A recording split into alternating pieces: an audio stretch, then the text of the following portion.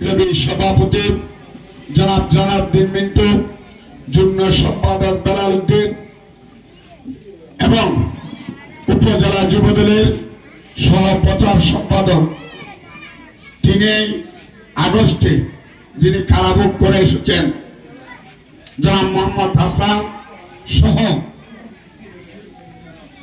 Union যুবদলের নেতৃবৃন্দ, ছাত্র দলের নেতৃবৃন্দ, আবার 111 থেকে 17টি বছর যারা এরকম আমাদের সামনে বসে বা এলাকাতে নির্যাতিত হয়েছিলেন, বিএনপি নাম ধরে, যুবদল নাম ধরে, বিভিন্ন অঙ্গ সংগঠনের নাম ধরে আপনারা যারা সত্যিকারের কথা বলতে গিয়ে যারা নির্যাতিত হয়েছেন তাদেরকে এবং আমার সামনে বসা নেতৃবৃন্দদেরকে সর্বপ্রথম আমি চৌকুরি উপজেলা যুবদলের পক্ষ থেকে সশ্রদ্ধ সালাম এবং বিপ্লবী অভিনন্দন জানাচ্ছি। সংগ্রামী সাথী বন্ধুরা, আমরা আজ থেকে আমার নেতা বলেছেন আজকে এই ফ্যাসিস্ট অবৈধ সরকার 4 মাস 3 দিন আজকে সময় হয়েছে। এর মধ্যে আমি 2টা প্রোগ্রাম এখানে করতে পেরেছি।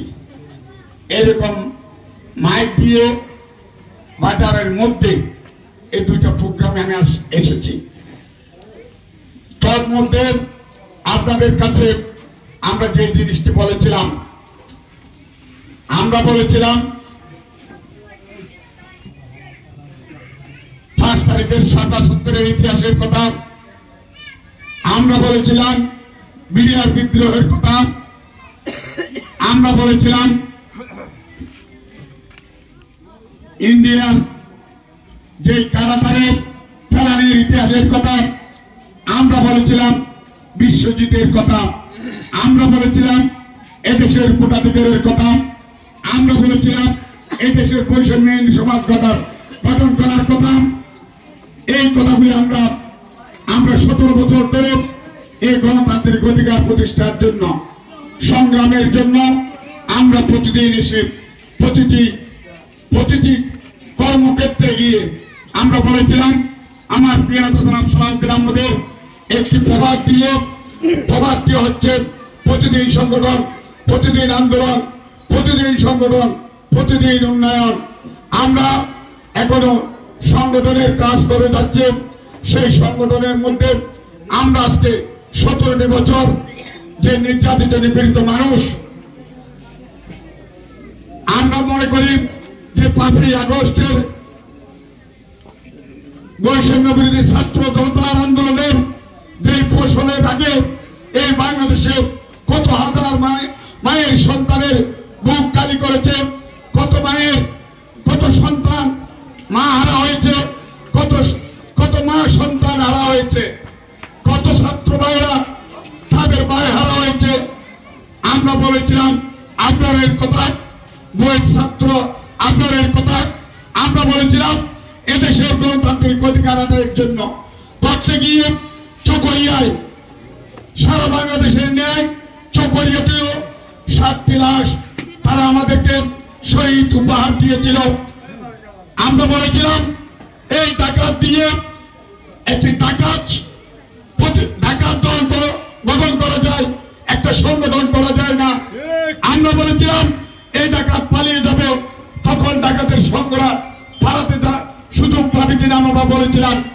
আমরা বলেছিলাম কানাডার বেগম পড়ার কথা, আমরা বলেছিলাম এদেশের যে রেড কুইন্টাল নামের বিদ্যুৎকে দুর্নীতি করে যে মানুষ কেলেঙ্কারির কথা, এদেশের শত শত দুর্নীতির ফিরিস্তি বলতে গেলে আমরা অনেক সময় ব্যয় হয়ে যাবে। আমরা বলেছিলাম এদেশের গণতান্ত্রিক প্রতিষ্ঠা করতে হলে, এদেশের মানুষের অধিকার প্রতিষ্ঠা করতে হলে শুধুমাত্র আমাদের একটি জিনিস দরকার ছিল, সেই জিনিসটা হচ্ছে ঐক্যবদ্ধতা। আমরা 5ই আগস্ট ঐক্যবদ্ধ ছিলাম বিদায় আজকে এদেশ থেকে ফ্যাসিস্ট অবৈধ আওয়ামী লীগের নেত্রী পালিয়ে যেতে বাধ্য হয়েছে, ঠিক কিনা? আজকে আপনাদেরকে বলতে বাধ্য হচ্ছি, আমরা শুনেছি 87 ঘূর্ণিঝড়ের কথা, আমরা শুনেছি আমরা দেখেছি 90-এ যে ঘূর্ণিঝড়ে এদেশে যখন মানুষ বিভিন্ন বাঁশখালী থেকে শুরু করে বিভিন্ন প্লাবন অঞ্চল থেকে বিভিন্ন পাহাড়ে এসে অবস্থান করেছিল, সেই জায়গা যে জমিগুলি আপনাদেরকে দিয়েছিল আমার প্রিয় জনাব সাউদ্দিন আহমদ সাহেব বিভিন্ন ভাবে এই সরকারের সাথে সরকারের দলীয়ভুক্ত করে পাহাড়ি অঞ্চলে যারা নিম্ন অঞ্চলে ছিল তাদেরকে পানি থেকে রক্ষা করার জন্য আপনাদেরকে এই বনাঞ্চলের এই ক্ষুদ্র অংশগুলি দিয়েছিল। সে আমার ছাত্রনেতা বলেছে ক্ষুদ্র অংশটাকে বিভিন্ন দলে ভোগ করার জন্য, দলীয় স্বার্থ হাসিলের জন্য, ডাকাতির জন্য, এদেশে কিছু ডাকাত উৎপাদন করার জন্য এই পাহাড়ি অঞ্চল মানুষদেরকে এই জায়গা থেকে বিতাড়িত করবে, এই রকম ভয় দিয়ে আপনাদেরকে অনেক নির্যাতন করেছে। সেই কথা আমি শুনেছি সংগ্রাম নেতৃবৃন্দরা। শুধুমাত্র একটা জিনিস আপনাদের কাছে অভাব ছিল, সেটা হচ্ছে আপনার ঐক্যবদ্ধতা। আপনার যদি ঐক্যবদ্ধ হতেন ওই সমস্ত ডাকাতরা এই সমস্ত কথা বলে আপনাদেরকে বিভ্রান্ত করতে পারত না। সংগ্রামী নেতৃবৃন্দরা, আপনাদেরকে বলবো, আপনাদেরকে আমি যে 5ই আগস্টের বৈষম্য বিরোধী ছাত্র আন্দোলনের মুক্তার কি দোষ ছিল, পানি লাগবে পানি লাগবে এই কথাটি বলে বলে উনি পানি বিতরণ করতেছে। এই মুক্তাকে এই ফ্যাসিস্ট অবৈধ সরকার পুলিশ বাহিনী লেলিয়ে দিয়ে মৃত্যুবরণ করালো, মৃত্যুতে শায়িত হলো না। আর ওয়াসিম এই চট্টগ্রামের এই সন্তান বাঁশখালী যার জন্মগ্রহণ করছিলেন, তিনি ছাত্রদলের লিডার ছিলেন, সেই বৈষম্য বিরোধী ছাত্র আন্দোলন করতে গিয়ে চট্টগ্রামের রাজপথে সে মৃত্যুবরণ করল। আর সাঈদের ইতিহাসের কথা আমার মনে হয় বলতে গেলে সাঈদ দাঁড়িয়েছিল, বল আমাকে গুলি কর, আমি তো পিছপা হব না।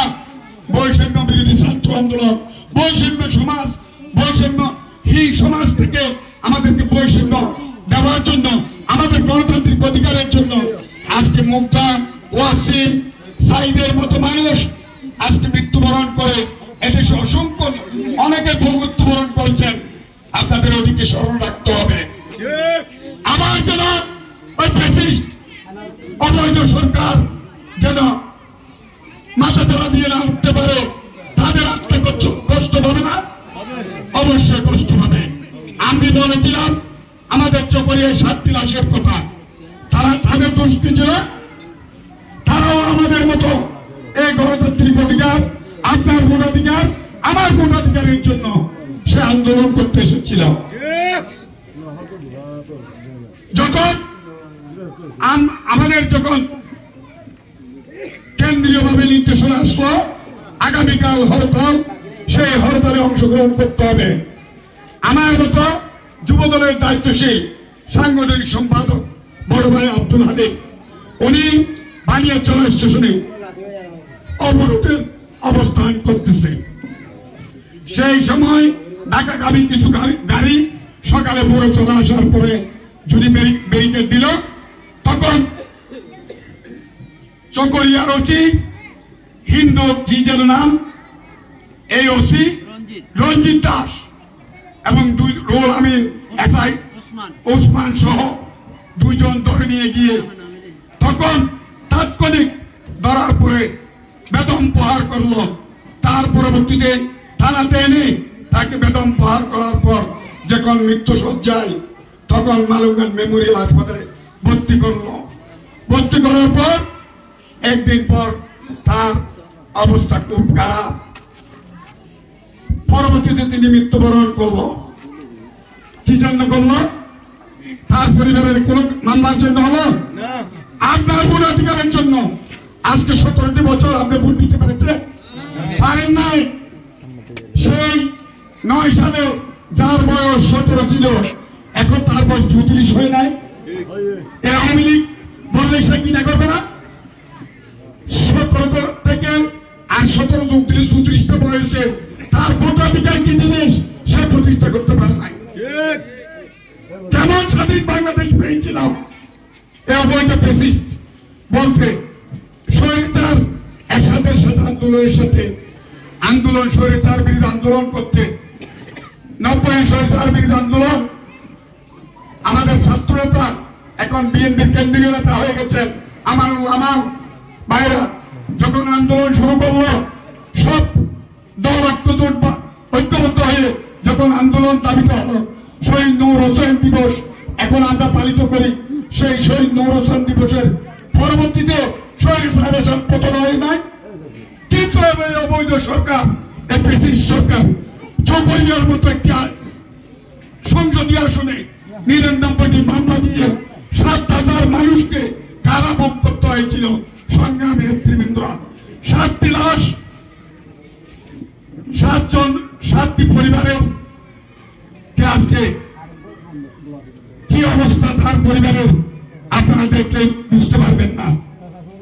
আমি মিজানের কাহিনী বলবো। মিজান একজন ছাত্রনেতা ছিল যখন কাকারা সুরাজপুর দিয়ে মিছিল আসতেছে ঠিক সেই সময় ঢাকার নামের জ্ঞাত বাড়ি জাফর তার বাহিনী নিয়ে গিয়ে তখন ফুলস্তরা ব্রিজের উপর থেকে গুলি করে মিজান নামের একজন ছাত্রনেতাকে হত্যা করলো। সেই কাহিনীকে আমাদের মনে নাই।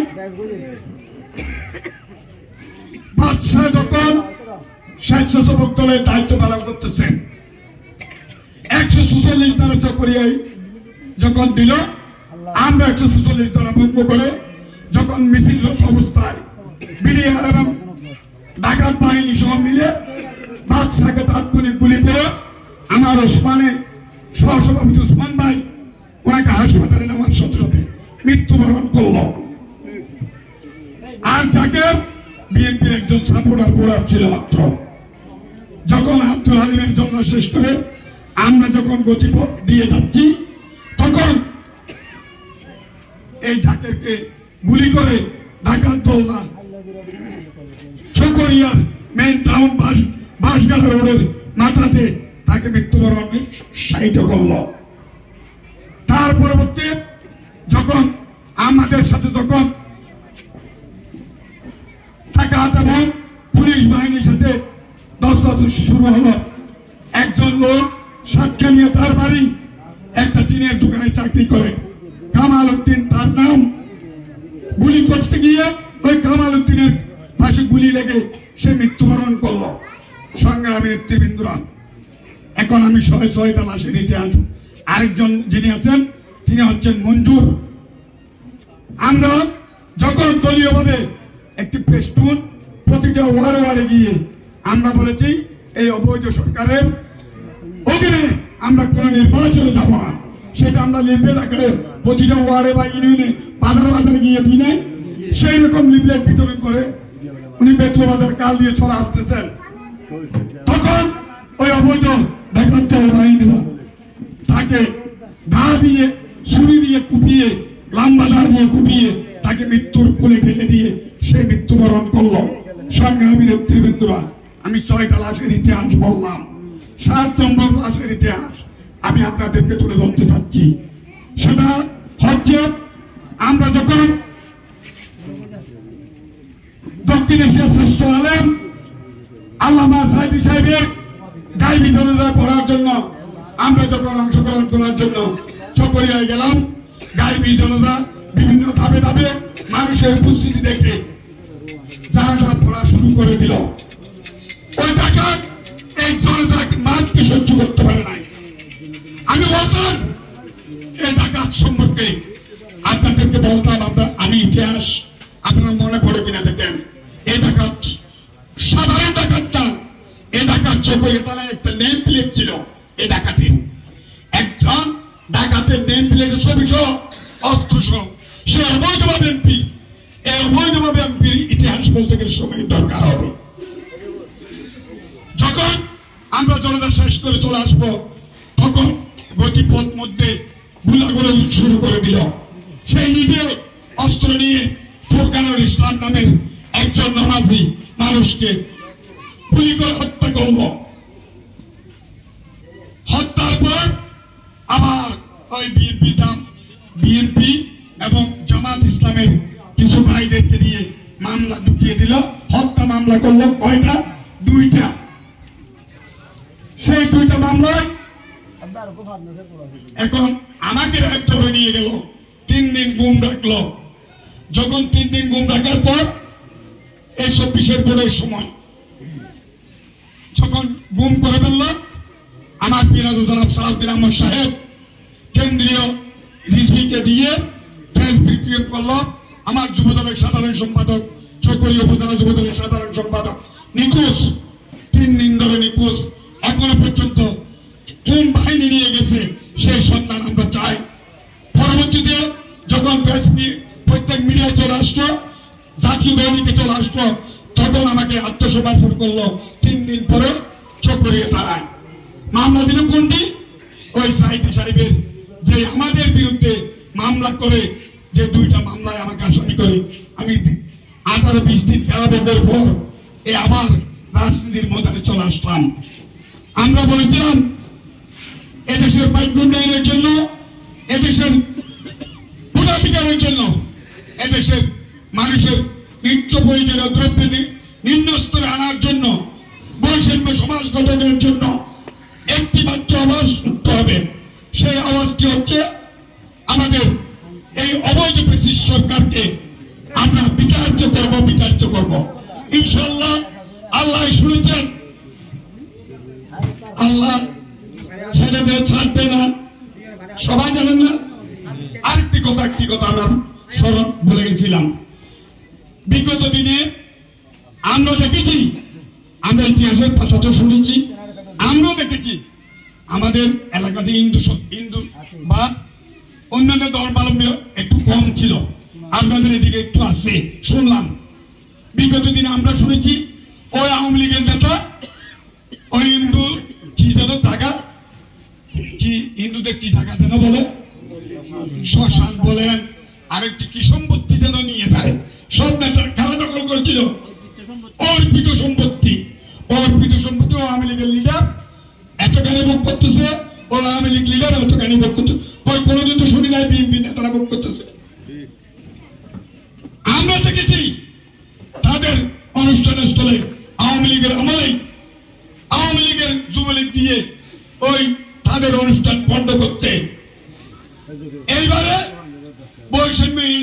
বৈষম্যহীন বাংলাদেশ যখন গঠন হলো, এইবারে পূজা উৎসব বাংলাদেশে, সারা বাংলাদেশে পূজা কিভাবে উদযাপন হলো আপনারা দেখেন নাই? আমরা নিজেরাই ভাড়া দিয়েছি।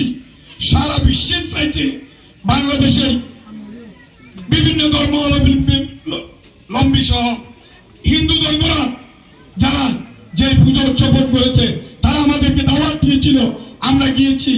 সুন্দর তাদের ধর্মের যা যা করণীয় তারা সুন্দর করে পালন করতে পারেছে। আপনারা হিন্দু ধর্ম ভাইরা থাকলে জানতে পারবেন ইনশাআল্লাহ। তাই বলবো, অনেকদিন হিন্দু ভাইদেরকে নিয়ে বা অন্যান্য ধর্মাবলম্বী ভাইদেরকে নিয়ে অনেক তামাশা করেছেন। তাদের অর্পিত সম্পত্তিকে আপনাদের নিজেদের সম্পত্তি মনে করেছেন, তাদের শ্মশানের জায়গা আপনার নিজের জায়গা মনে করেছেন। বিভিন্ন ভাবে প্রলোভন দিয়ে এদেশের বাংলাদেশি জাতীয়বাদকে, যে বাংলাদেশি জাতীয়তাবাদের প্রবক্তা শহীদ প্রেসিডেন্ট জিয়াউর রহমানের যে প্রবর্তক ছিল, সেই প্রবর্তক হচ্ছে সবাই আমরা বাংলাদেশি।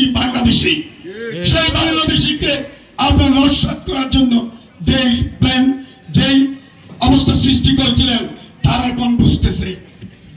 আমাদের আর বলতে হয় না, তারা বুঝতেছে না, বুঝতেছে। তাই বলবো আরেকটি জিনিস, আমরা প্রতিদিন সংগঠন আপনাদেরকে বলে যাচ্ছি, আমরা 17 বছর বিরোধী থাকা অবস্থায় প্রত্যেকটি ওয়ার্ড, ইউনিয়ন, প্রত্যেকটি জায়গায় হয়তো আমরা বড় পরিসরে করতে পারি নাই। আমরা বিভিন্ন বাড়ির উঠানে বাড়ি, স্কুলের উঠানে বাড়ি আমরা কিন্তু অনুষ্ঠান চালু রেখেছিলাম। আজকে মাত্র 4 মাস 7 দিন চলে যাচ্ছে, আপনারা পালিয়ে গেছেন। কেন জানেন? আপনারা সমাজে বৈষম্য করেছিলেন বিদায়।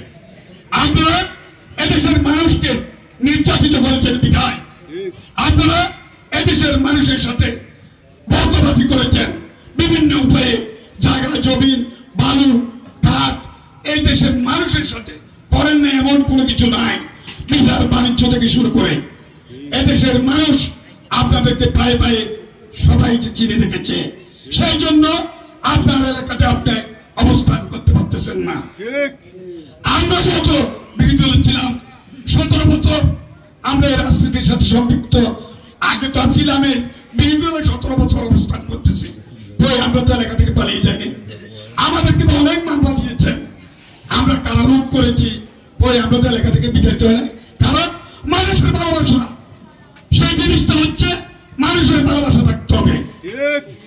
তাই বলবো আমার প্রতিনিধি ভাইদেরকে, আমি যুবলীগের কসির হতে পারবো না, আমি বা আমার নেতা আল্লাহ মাফ করুক ডাকাতের মতো ডাকাত হতে পারবো না।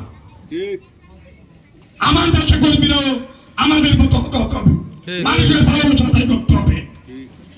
যদি আপনি মানুষের ভালোবাসা আদায় করতে পারেন তাহলে আপনি সমাজের নেতৃত্ব দিতে পারবেন।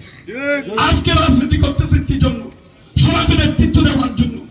আগামী দিনে আপনি ইউনিয়ন পরিষদের মেম্বার হবেন, চেয়ারম্যান হবেন।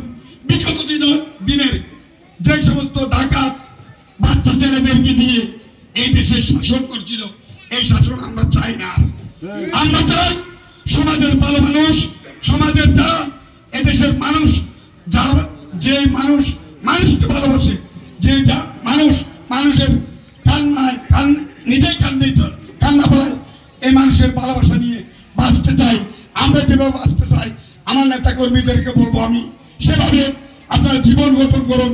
আমার কাছে বলতো সালাউদ্দিন সাহেব, আমি ছাত্রদল অবস্থায় থাকতে তুমি যদি হাতের ধোঁয়া লাড়াছাড়া করো আমার ভোট কমবে না বাড়বে। আমি তো বেকুব হয়ে গেলাম। কি বলে আমার নেতা, বটা আমি তো ধোঁয়া লাড়ি না, এমনি হাত তো বুকে দিয়ে হাঁটি। তুমি যদি ধোঁয়া লাড়ো বা হাল লাড়াছাড়া করো ওই বুটগুলি চলে যাবে যে আমার বুট, বলবে যে ওই ছাত্রদলের লিডার তার তোমার বাড়িতে ভাষণ করতে। এটা যুবলীগের সংগঠন না, এটা যুবদলের সংগঠন। এটার নেতৃত্ব দিচ্ছে কে? বাংলাদেশ এখন যিনি পরিচালনা করতেছেন। আমি নিজে সালাউদ্দিন আহমদের কর্মী হিসাবে নিজে গর্ববোধ করি। কারণ আমার নেতা হচ্ছে একজন সরকারি বিসিএস ক্যাডার ছিলেন, পরবর্তীতে বিসিএস এর ক্যাটাগরির চাকরি ছেড়ে দিয়ে উনি রাজনীতিতে এসেছেন। তার আগে তিনি বিশ্ববিদ্যালয়ে থাকাকালীন ছাত্রদলের ভারপ্রাপ্ত সভাপতি ছিলেন। তিনি ছাত্রদলের ভারপ্রাপ্ত সভাপতির পরবর্তীতে সরকারি দায়িত্ব পালন করার পর যখন বেগম খালেদা জিয়া মনে করলো এই চকরিয়াতে একজন মেধাবী দক্ষ লোক দরকার, তাহলে সেই আমরা পড়তাম পদ্মফুল কোথায় যেন গোবরে পদ্মাফুল বাপ সম্প্রসারণ 7-এ পড়েছি। এই গোবরে পদ্মাফুল ফুললো কোথায়? ঠেকুয়ায় অজুগালায় পাড়ায় একজন মৌলবী ছেলে এ দেশ পরিচালনা করতেছে। আজকে ওনার বাংলাদেশ সংস্কারের জন্য 6টা কমিটি হয়েছে। 6টা কমিটি, 3টা কমিটির উনি প্রধান। আমাদের সাথে আমরা আগে কথা বলার সুযোগ পেতাম, এখন তো আমরা তো আপনাদের মতো দর্শক সারির মতো গিয়ে সালাম একটা দিতে পারি আর দেখা করতে পারি না, কারণ ওনার ব্যস্ততা। এই দেশের বাহ্য উন্নয়নের জন্য যে উন্নয়নের কথা বলেছেন, ভোটাধিকারের কথা বলেছেন, আপনাদের ভোট কিভাবে প্রয়োগ হবে, এই ভোট জিনিসটা তো দেশ থেকে ধ্বংস করে দিয়েছেন। এই ভোটকে আবার ভোটের জায়গায় নিয়ে আসতে হবে না।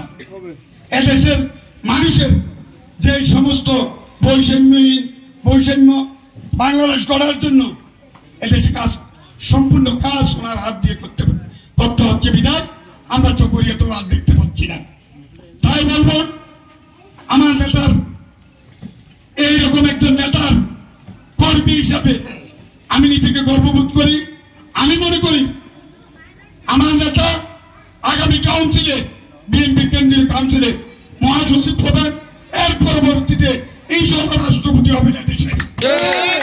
তাহলে আপনার এই চকরিয়ার মানুষ এদেশের রাষ্ট্রপতি হওয়া মানে, আমার মুরব্বীরা বলতো 100 বছর আগেও এরকম নেতা আসে নাই, 100 বছর পরেও আসবে কিনা আমার জানা নাই। আওয়ামী লীগেরও স্বীকার করে, ওই ডাকাতরা স্বীকার করে না। ডাকাত এরকম মাইক পেলে ডাকাতের মতো কথাবার্তা বলে। আমাকে বলতেছে যে তোমাদের তো আরেকটা অভ্যাস খারাপ, জিনিসটা কি ভদ্রতা, হয়তো ওই বাদ দিয়ে যাবো কিভাবে গালাগালি করে, ডুম তারা ভালো মানুষ না, এটা তোমরা দেখো না। আমরা তো ডুম হতে পারবো না। সমাজে তো থাকে ডুম হিসাবে চিনে না, সমাজে ডুম হিসাবে চিনে না। আমি জানি কথা বলার শুরুতে একটু গালাগালি করে, তার জন্য নিয়ে আমি কথা বলবো না। তাই নেতৃবৃন্দদেরকে আমি আশা রাখবো আগামী দিনে যে উন্নয়নের জন্য যে জিনিসটা দরকার, ভোটাধিকার প্রয়োগ করার জন্য, আমার দেশ নায়ক তারেক রহমান বলেছিলেন এই দেশে গণতান্ত্রিক অধিকার আদায়ের জন্য আপনারা আমাদের সাথে আসুন। যদি গণতান্ত্রিক অধিকার আদায় হয়ে যায়, আপনার যেটা ইচ্ছা সেখানে ভোট প্রয়োগ করবেন, কিন্তু এই অবৈধ বেসিসকে বিতাড়িত হলে আপনার গণতান্ত্রিক ভোটাধিকার প্রয়োগ করতে হলে অবশ্যই আমাদের সাথে, আপনাদের সাথে থাকতে হবে। আপনারা সাথে ছিলেন বিদায় আপনারা এই বৈষম্য বিরোধী আন্দোলনে সম্পৃক্ত হয়েছিলেন বিদায় এই দেশে থেকে পালিয়ে যেতে বাধ্য হয়েছেন। তাই বলবো আগামী দিনে এই বোর্ডের রাজনীতি থেকে আমি বলবো না আমার নেতা দাঁড়ায় কিনা আমি জানি না, আমার নেতার বাবি হাসিনা মোট দাঁড়ায় কিনা আমি জানি না। আমি মনে করি এই চকরিয়াতে 2 লাখের অধিক পুড়ে ওনাকে জয়লাভ করতে হবে, হবে না? এইটাই নিয়ে আশা রেখে আমি বিদায় নিচ্ছি। আমার তৌফিকুল্লাহ বিল্লাহ। আসসালামু আলাইকুম। শহীদ জিয়া অমর হোক, ঢাকা জিন্দাবাদ।